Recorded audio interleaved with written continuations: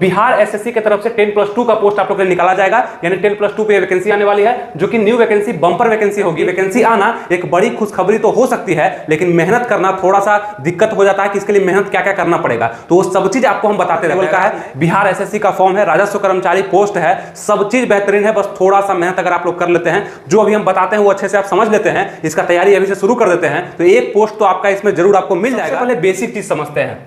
तो ये total post 3500 plus आप लोग के लिए आने वाला है, जिसमें मेल भी भर सकते हैं, फीमेल भी, और याद रखें अदर स्टेट के लोग भी इसको भर सकते हैं, कहीं भी कोई दिक्कत नहीं है, लेकिन वो जनरल रूप में काउंट किए जाएंगे। जो जनरल का क्राइटेरिया होगा वही अदर स्टेट का भी, जितना भी लोग फॉर्म भरेगा उसका क्राइटेरिया होगा। लेकिन बिहार के जो निवासी होंगे उसको एज वगैरह में छूट मिलेगा, आइए उस पर बात करते हैं। तो राजस्व कर्मचारी बिहार एसएससी 10+2 की तरफ से, इसमें एज क्या आप लोग का मांगा जा रहा है, तो यहाँ पे जनरल ईडब्ल्यूएस अगर आप लोग हैं तो 18 से लेकर 37 वर्ष तक आप इसको डाल सकते हैं। आप दरोगा का वैकेंसी सुने होंगे, जो ग्रेजुएशन लेवल निकलता है बिहार दरोगा, उसमें भी वही यही उम्र होता है 18 से 37, लेकिन ये इंटर लेवल का, और इसमें भी आपको उम्र कितना ज्यादा 18 से लेकर के 37, यानी कि अगर आप 18 के हो चुके हैं, आप 18 साल के हो चुके हैं और 37 से कम आपका उम्र है, तो आप इस पोस्ट को भर पाएंगे अगर आप जनरल ईडब्ल्यूएस है फिर भी, ठीक है। अगर आप बीसी है, मतलब ओबीसी का कैटेगरी बीसी और ईबीसी, 18 साल के आप हो चुके हैं और 40 से कम है, यानी कि यहाँ पे 3 साल का छूट आपको बिहार में दिया जाता है, जो कि आपको पता भी होगा। तो यहाँ पे आप 18 से 40 के बीच में है, तो आप इस वैकेंसी को भर पाएंगे। कौन सा वैकेंसी?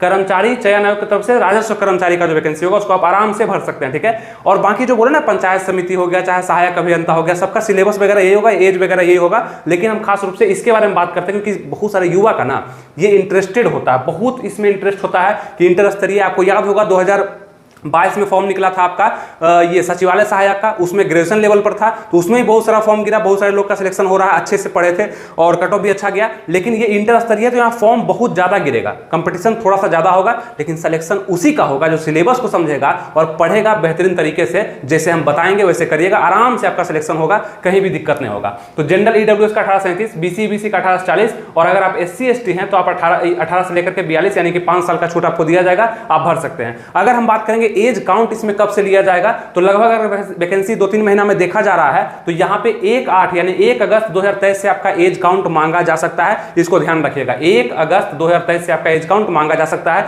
ये चीज ध्यान रखिएगा। फॉर्म भरने में कितना रुपया लगेगा, तो जनरल ईडब्ल्यूएस ओबीसी को 540 रुपया लग सकता है, और यहाँ पे ईडब्ल्यूएस ये SC ST हो गए, फीमेल हो गए, उसको लगभग 150 रुपया लगेगा फॉर्म भरने में, ठीक है। ध्यान रखिएगा, फॉर्म आएगा तो जरूर आप लोग इस सब चीज को ध्यान रखिएगा। अब बात करते हैं क्वालिफिकेशन क्या मांगा जाएगा, तो आपको बताया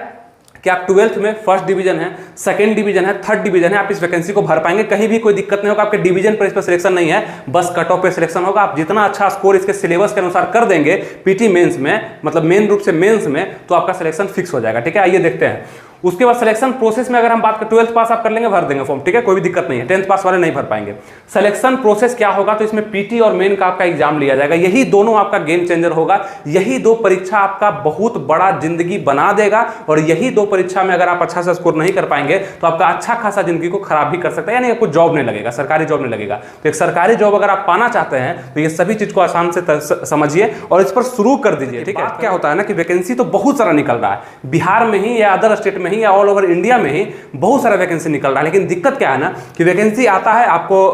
मतलब सूचना भी मिलता है, वैकेंसी का जब फॉर्म भरा जाता है, जब सिलेबस आपके सामने आता है वो भी सूचना आपको मिलता है, लेकिन आप सतर्क कब होते हैं, जब आपका एडमिट कार्ड आता है ना, तो आपको लगता है कि नहीं हमको पढ़ना चाहिए था इस वैकेंसी के लिए, तो आपका सिलेक्शन नहीं होता है। लेकिन जो अभी से इस पर फोकस करेगा, इसके सभी सिलेक्शन प्रोसेस को समझेगा, इस वैकेंसी को समझेगा कि बिहार कर्मचारी चयन आयोग में कितना पैसा है, कितना अच्छा ये जॉब है, कितना ग्रेड पे है, कितना इसका सैलरी है, तो उसको समझ में जब आता है ना तो अच्छे से प्रिपेयर करता है और आप लोग से आगे निकल जाता है। ये सिलेबस को वो अच्छे से समझेगा, क्या क्या पूछेगा वही उसी पर हम मेहनत करेंगे, बाकी कोई भी चीज हम नहीं पढ़ेंगे। तो ये आपको भी करना पड़ेगा, इसके लिए आप लोग जुड़े रहिएगा, सब्सक्राइब कर लीजिएगा, जितने भी नए लोग देख रहे होंगे, लाइक वगैरह तो आप लोग कर ही देते हैं।